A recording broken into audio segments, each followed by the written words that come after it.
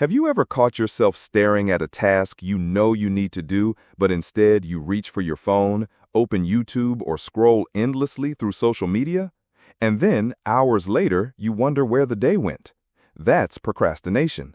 But it's not just about being lazy or bad with time, it's much deeper. In fact, researchers have found that chronic procrastinators, about 1 in 5 people, aren't just putting things off for fun. They're stuck in an emotional loop. They feel overwhelmed, anxious, unsure, so they avoid. Then comes the guilt, then more anxiety, and then, once again, more avoidance. This isn't a personality flaw, it's a psychological pattern. And once you understand how it works, you can break it. In this video, we're going to explore the truth behind procrastination, why we do it, how it affects us, and exactly what you can do to overcome it. This isn't just theory. These are proven insights from psychology that can change the way you manage time and your life. Ready? Let's dive in. Procrastination doesn't happen because you're lazy. It happens because your brain is trying to protect you from discomfort, stress, failure, or fear. When we look at a difficult or unpleasant task, our emotional brain, especially the limbic system, screams, "Avoid it." And so we do. We convince ourselves that we'll do it later when we're in the right mood. That's what psychologists call effective forecasting. We believe that our future self will be stronger, more motivated, more focused. But most of the time, that future self feels just like you do now, or worse. And so, we procrastinate again. What we're really doing is choosing short-term relief over long-term growth. But here's the catch. Every time we avoid something, we feel a little worse. The guilt creeps in, the pressure builds, and suddenly, even a small task starts to feel like climbing a mountain. The longer you wait, the heavier it feels. That's the emotional trap of procrastination. It feels like a relief in the moment, but it's actually creating stress for your future self. Most people assume procrastinators are lazy. But what if I told you that many procrastinators are actually high achievers? People with big dreams, but even bigger fears, especially perfectionists. You see, when your standards are sky high, the fear of falling short becomes paralyzing.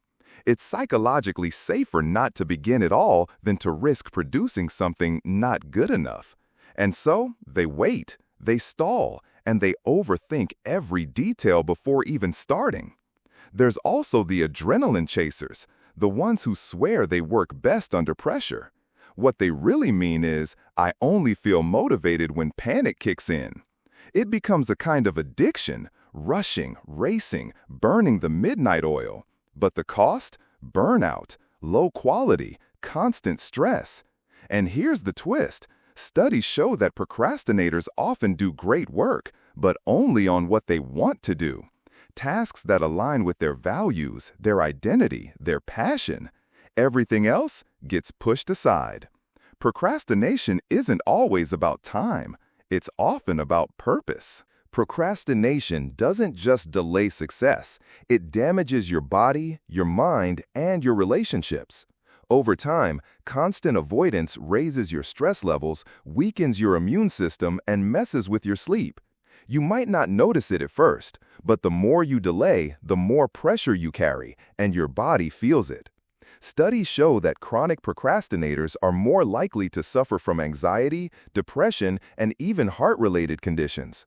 That's because procrastination creates a constant undercurrent of guilt. You're never truly off. You're always aware of what you're not doing. Emotionally, it eats away at your confidence. You start saying things like, "I'll never change," or "I'm just not good at this." And that belief becomes a trap. Relationships feel the impact too. Imagine one partner always managing the details, bills, plans, goals, while the other delays everything. Frustration grows. Trust erodes. Procrastination might start with a small decision, but its consequences spread like ripples across every area of your life. Breaking the procrastination cycle isn't about forcing yourself to hustle 24/7. It's about rewiring your habits, starting with your mindset. First, stop thinking of tasks as giant obstacles. Break them down. Write the tiniest possible action. Open the document. Name the file. Write one sentence. That's it. Once you start, inertia kicks in. Progress leads to more progress. Next, use what's called temptation bundling. Pair something you enjoy with something you avoid, like listening to your favorite podcast while cleaning your inbox. Also, build a system. Use timers. Create visual checklists. Reward yourself for small wins. And one of the most powerful tools? Develop future self-empathy. Imagine your future self as a real person. How would they feel if you kept dumping problems on them? Treat them with the same care you'd offer a friend. Don't aim to be perfect. Aim to be consistent. One task at a time. That's how change begins. Let's be honest, procrastination feels good in the short term, but long term, it steals time, energy, confidence, and peace. The scariest part? Most people don't even realize how much they're losing until it's too late. But that's not you. You've made it to this point, you've seen the truth, and you've got a choice to make. Keep waiting for motivation to magically appear, or take one small action today. You don't need to change your entire life overnight, just choose to begin. Do one thing. Say no to guilt, say yes to progress. And if this video helped you see yourself more clearly, share it with someone you care about. Because when we understand our mind, we stop being controlled by it. Remember this, the best time to change was yesterday.